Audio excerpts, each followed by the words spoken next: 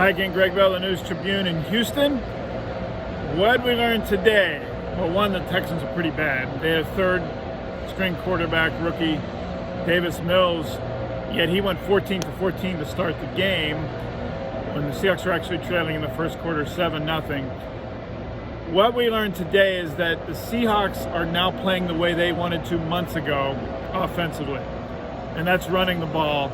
And Rashad Penny was the reason for that today.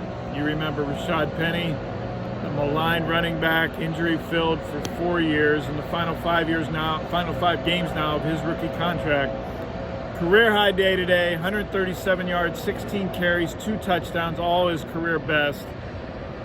He said after the game, the best thing he's done in his career was not today in Houston, it was getting off social media. He said that he got tired and sick of reading all the negative things said about him for how he's never been available here consistently in his Seahawks career. And he said it can tear you down. And that he's, quote, "I'm human." And he finally stopped reading social media and got off his phone. Rashad Penny running like that today changes everything for how teams defend Seattle. The Rams coming up next week now have to at least consider how much Seattle's going to run. Is it going to be Penny? Could it be Adrian Peterson coming back who didn't play today because low back pain? Alex Collins has been injured and banged up, which is why Penny got so much time today, and he was the hot hand they stayed with. But the Rams have, for years, just come after Russell Wilson, not having to worry about a run game. If Seattle can run like this, now doing it against the Texans and doing it against the Rams are two good things, of course. But at least going into the game planning aspect of this game next Sunday, that will be for the Seahawks season, and see how valid these glimmering playoff hopes are. Seattle running the ball changes how teams come after Russell Wilson.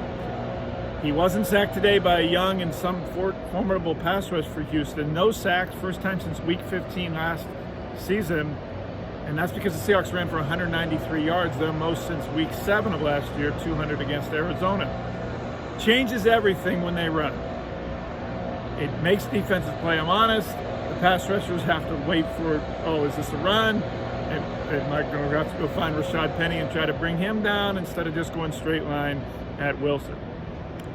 Wilson, no doubt, much healthier and much more accurate throwing the ball in his 5th game back from surgery.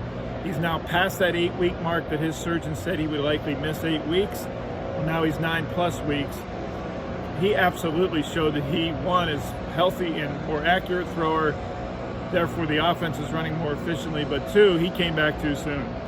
And those first 2 games and how inaccurate he was indicative of that.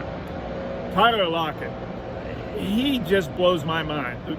The catch he made in the first quarter, leaping, twisting, 1 foot down, 2 feet down, then getting out of bounds while in coverage, 29 yards.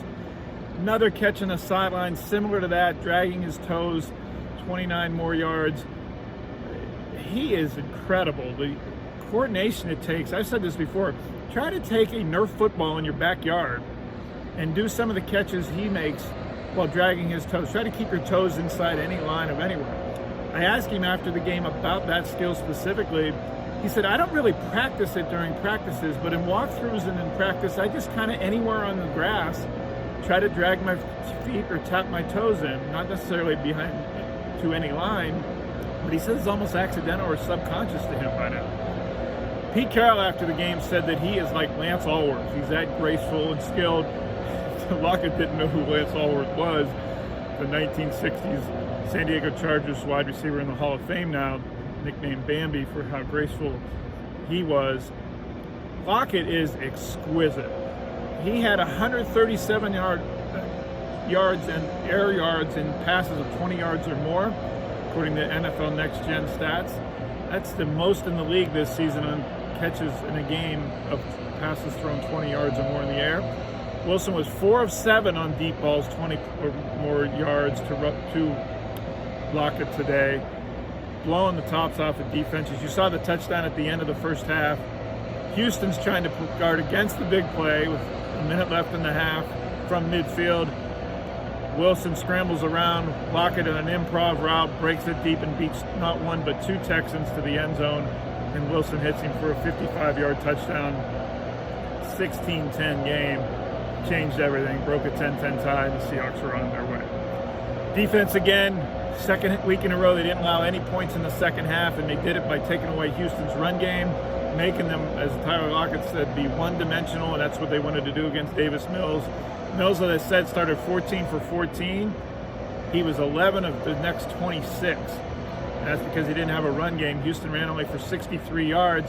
Al Woods, I'm going to have a story tomorrow in the News Tribune about him, 34 years old. He was jumping around celebrating like a WWE wrestler after all the plays he made. Season-high 5 tackles came in the first 2.5 quarters. He had shared a sack earlier in the game with Rasheem Green. He has been a revelation, really. They are now, the Seahawks, using him up and down the defensive line.